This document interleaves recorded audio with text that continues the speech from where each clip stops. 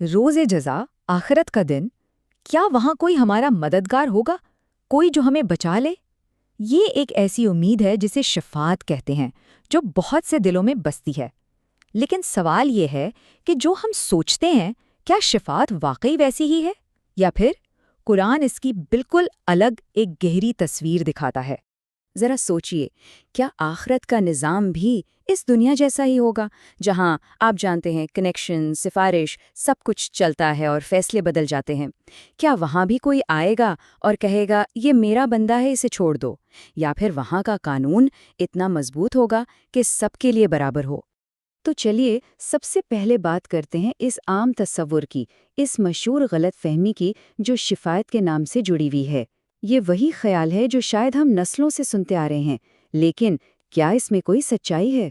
आमतौर पे सोचा ये जाता है कि इंसान पूरी जिंदगी जो मर्जी करता फिरे, ठीक है, और फिर आखिरत में कोई बुजुर्ग हस्ती, कोई वली, कोई नबी आकर उसे अल्लाह की पकड़ से छुड़ा लेगा। बिल्कुल वैसी जैसे दुनिया में होता है ना, एक फ़ोन कॉल घुमाई और काम हो गया, कानून एक तरफ रह गया। मगर क्या वाकई आखिरत का निज़ाम इतना इतना कमज़ोर हो सकता है?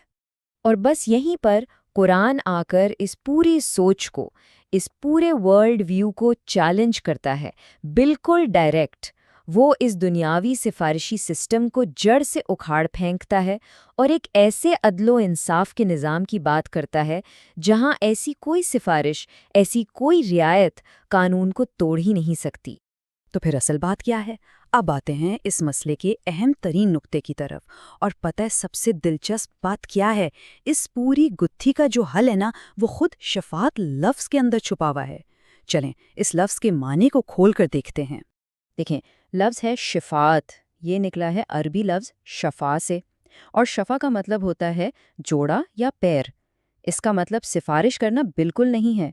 इसका मतलब है किसी अकेले कमज़ोर का साथी बन जाना, उसके साथ जुड़कर, उसके साथ मिलकर उसे ताकतवर बना देना।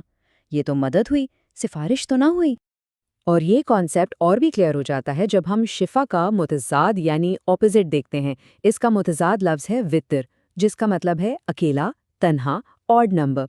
तो गोया शिफात का मतलब हुआ किसी को अकेला ना छोड़ना, बल्कि उसका साथी, उसका जोड़ा बन जाना। सिंपल।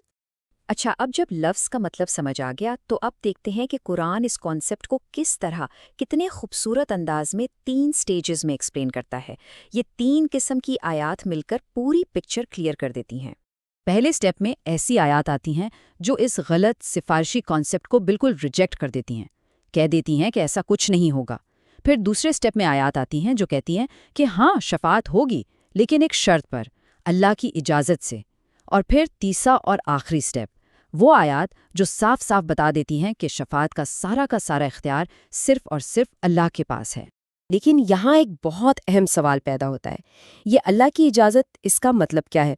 क्या ये कोई स्पेशल फेवर है जो किसी को दे दिया जाएगा? कुरान कहता है नहीं, इसका मतलब वो बिल्कुल नहीं जो हम लोग आमतौर पर समझते हैं। और यही इस पूरी बहस का सबसे अहम नुक्ता है। अल्लाह की इजाज़त का मतलब कोई रैंडम मनमानी रियायत नहीं है, बल्कि ये एक कानून है, एक प्रिंसिपल है जो अल्लाह ने बना दिया है, बिल्कुल अटल।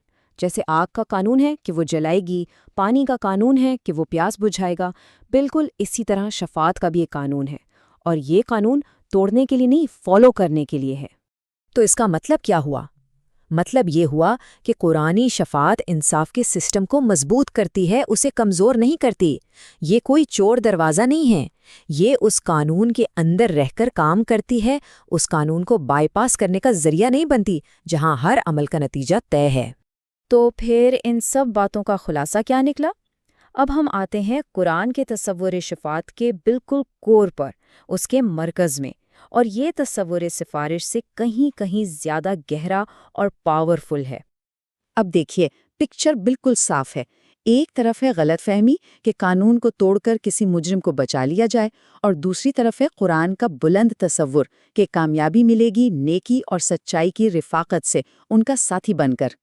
तो फिर ये हकीकी शफी यानी असल साथी हैं कौन? वो हैं कुरान की हिदायत, अंबिया की तालीमात और इंसान के अपने अच्छे आमाल। سوچنے کی بات یہ ہے کہ یہ ساتھی تو انسان کو اس دنیا میں گناہ کرنے سے بچاتے ہیں، نہ کہ آخرت میں اس کی سزا سے چھڑانے آتے ہیں۔